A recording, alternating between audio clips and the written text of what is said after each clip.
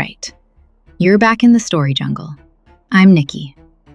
If you've been keeping track of this trail of blood and gold, you know we just witnessed the impossible. In our last episode, we went deep into the shadows of the 5 families, the real gods of New York. We saw Jimmy Burke, a man who lived his whole life in the gray area between a genius and a ghost, finally getting that green light he needed. Jimmy didn't just want money. He wanted to pull off something that would make the mafia royalty look at him with respect. And for a moment, he did it. His crew walked out of JFK Airport with $6 million. No alarms, no blood, just a clean, professional masterpiece. As they disappeared into the early morning fog of Queens, they felt like they had cheated fate itself. They thought they were kings. But see, Jimmy knew that in New York, you don't just compete with the law. You're playing a game with the 5 families, and their rules are simple. You can have the money as long as you don't bring the heat. But the moment a single fingerprint is found, you're not a partner anymore. You're a liability. Tonight, the celebration ends. We're going to see how one small, stupid mistake, one moment of human laziness, turned that mountain of gold into a mountain of bodies. Because in Jimmy Burke's world, a mistake isn't just a problem, it's a death sentence. So, pull the curtains tight, stay in the shadows, and let's get into the rest of the story. The plan for the aftermath was supposed to be even simpler than the heist itself. Jimmy Burke was a man who hated loose ends. He knew that the getaway van, that black Ford Econoline, was the only thing that could tie them to the crime.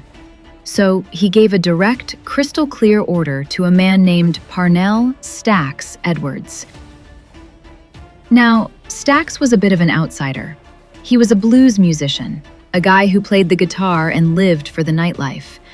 Everyone liked him, but Stacks had a problem. He loved getting high more than he loved following the rules of the jungle. Jimmy's order was simple. Take the van to a scrapyard in New Jersey. Get it crushed. Make it vanish into a cube of scrap metal.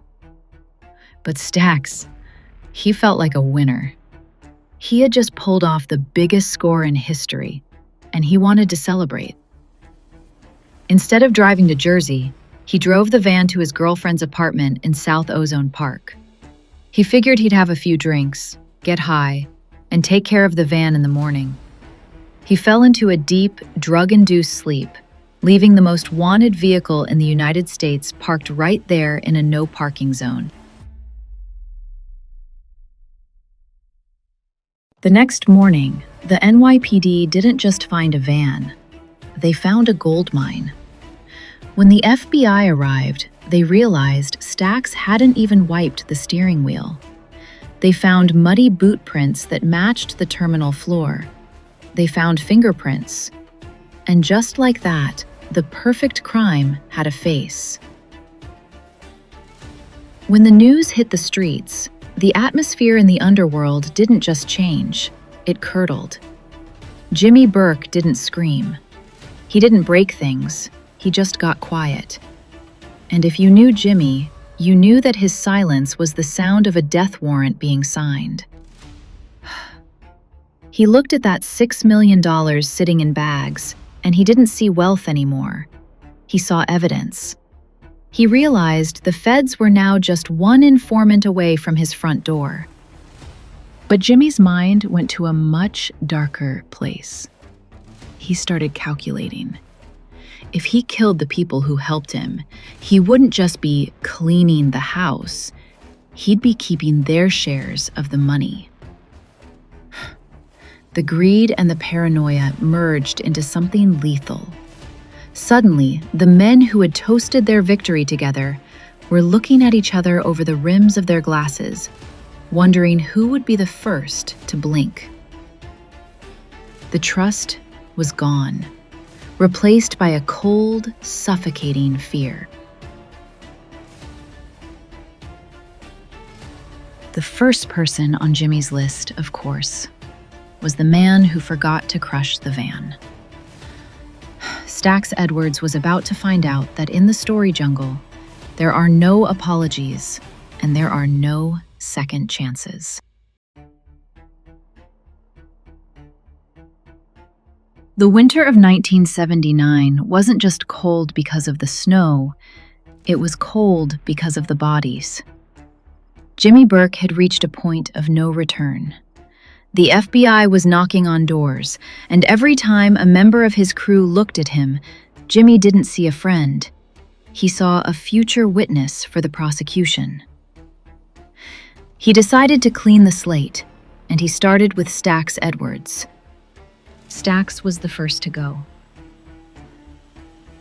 He was found in his own apartment, still in his bed, with enough lead in his head to make sure he'd never tell another story.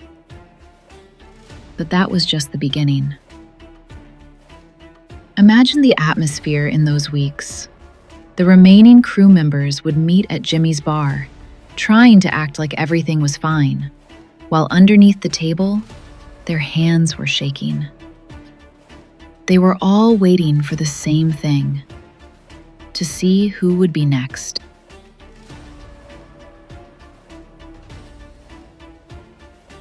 Then, the bodies started appearing in ways that would make a horror movie look like a cartoon. One man was found in the back of a garbage truck, crushed so badly he could only be identified by his dental records. Another was found inside a frozen meat locker, hanging from a hook like a piece of beef, turned into a block of ice. Jimmy was erasing the heist, one person at a time. He wasn't just protecting himself, he was collecting everyone's share. The $6 million was becoming his, and his alone. And then there was Tommy DeSimone, the boy Jimmy loved like a son. Tommy thought he was untouchable. He thought he was finally going to be made, to become a prince of the underworld. He put on his best suit, shined his shoes, and went to what he thought was his initiation ceremony. He walked into a room expecting a crown, but he found a grave. The Gambino family had finally caught up with him for an old debt, and Jimmy couldn't, or wouldn't, do a thing to save him. Tommy vanished into the shadows, and to this day, his body has never been found. The jungle was emptying out. The wolves were being slaughtered by their own alpha. Jimmy was sitting on a mountain of cash, but he was surrounded by ghosts. By 1980, the air in New York was heavy with the scent of rot. Every time he sat in his bar, the Roberts Lounge, he looked at the empty stools where his friends used to sit, friends he had sent to the grave. He had eliminated almost everyone, thinking that dead men tell no tales. He thought he was safe, but he made one fatal mistake. He left Henry Hill breathing. Henry wasn't the vibrant, ambitious guy we saw at the beginning. He was a man drowning in paranoia and cocaine, constantly looking over his shoulder, waiting for the cold touch of a piano wire or a bullet in the back of his head. He knew Jimmy. He knew that the Gent didn't leave witnesses. When the FBI finally picked Henry up for a drug deal, they didn't just interrogate him, they showed him his future. They played him a recording from a wiretap. It was a tape of his own family, the people he had bled for, discussing exactly how and when they were going to kill him. In that moment, the world stopped. The code of silence, the Omertà, shattered like glass on a concrete floor. Henry realized that loyalty was just a beautiful lie they told to keep the prey quiet while they sharpened the knife. So, Henry did the one thing Jimmy never expected. Henry Hill started to sing, pouring out every secret, every shallow grave, every bribe, and every single detail of that 3 a.m. raid at JFK. Because of Henry's words, the law finally had the keys to Jimmy's kingdom. The man who thought he was smarter than the system was finally cornered.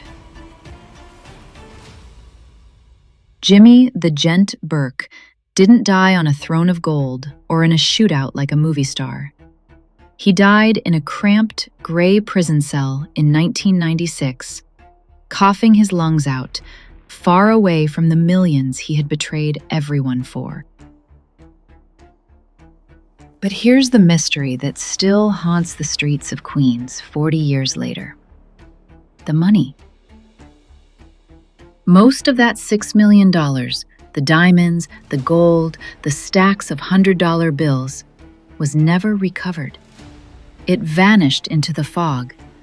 Some say it's buried under the foundation of a building in Brooklyn. Others say it was laundered through 1,000 nameless accounts. It's a fortune built on blood, and it remains a ghost, just like the men who stole it. Think about it. All that blood, all those lives erased, for a treasure that no one ever got to spend. In the end, the story jungle didn't have a winner. The Maisha lost its grip, Jimmy lost his soul in a prison cell, and the millions? They're just paper and stone, hidden somewhere in the dark, laughing at the men who died for them. Maybe the real curse of the Lufthansa heist wasn't getting caught.